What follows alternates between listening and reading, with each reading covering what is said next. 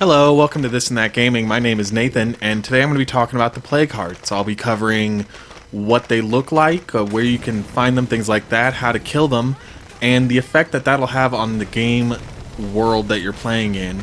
That being said, let's start with identifying. The plague heart icon is a red teardrop with a skull inside and blood all around it, and the number varies between different maps. I've personally seen as few as 9 and as many as 14 in a single map.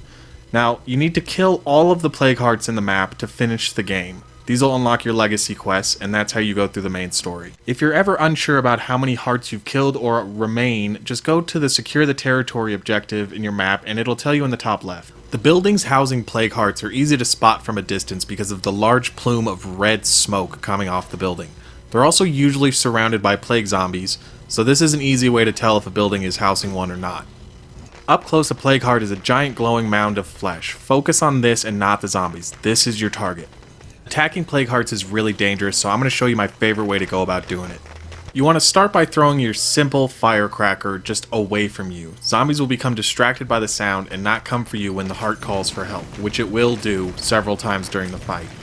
Just repeatedly throw Molotovs at it, and it'll burn up. I use about 9 to 12. Remember to throw the flaming bottle of alcohol from a safe distance. Do not stand too close when you're burning a plague heart.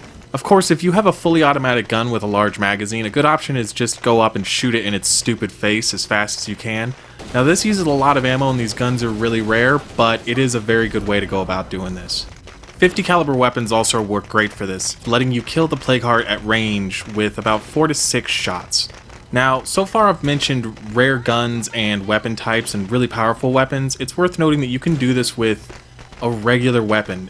Like an SMG or a magazine-fed shotgun work great against this. Just hit them with a couple Molotovs, pepper them with some bullets, and they'll go down really fast. Now on this one I'll use explosives, but the important thing to remember about all these is the firecracker, as it distracts the reinforcements, giving you a clear shot at the heart. That being said, it won't stop freaks, and it also won't work on Dread or Nightmare Zone. Also, don't use melee or bring survivors, just trust me.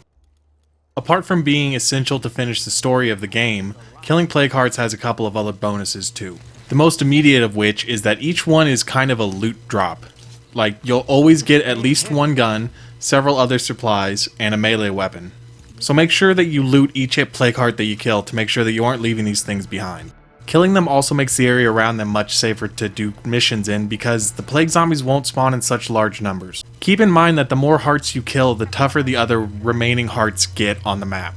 They will progressively get more difficult to kill. Apart from the loot from the heart, there is another immediate bonus, and that is that all the plague zombies that came to help will die as soon as the heart does. This is great because it allows you to pick up the plague samples from the corpses. So when you kill one, make sure to look around the area for any samples that might be lying on the ground. Note this only kills plague zombies, not regular zombies or freaks. Once the heart is gone, the building goes back to being just a normal building that can be looted like any other on the map. Let's talk about using all those plague samples that we collected. Now you'll get a couple from the heart each time, but again, make sure to go around and collect any that are loose on the ground. Pick up as many as you can find, because if you're attacking the blood plague a lot, chances are you're going to contract the blood plague and you're going to need them to make cures. You can also use them to make a lot of influence really fast. To make influence using the plague samples, you want to go to your infirmary and go over to craft medical supplies. If you're using them to make a cure for one of your characters, it'll take 5 samples and 2 medicine from your resources.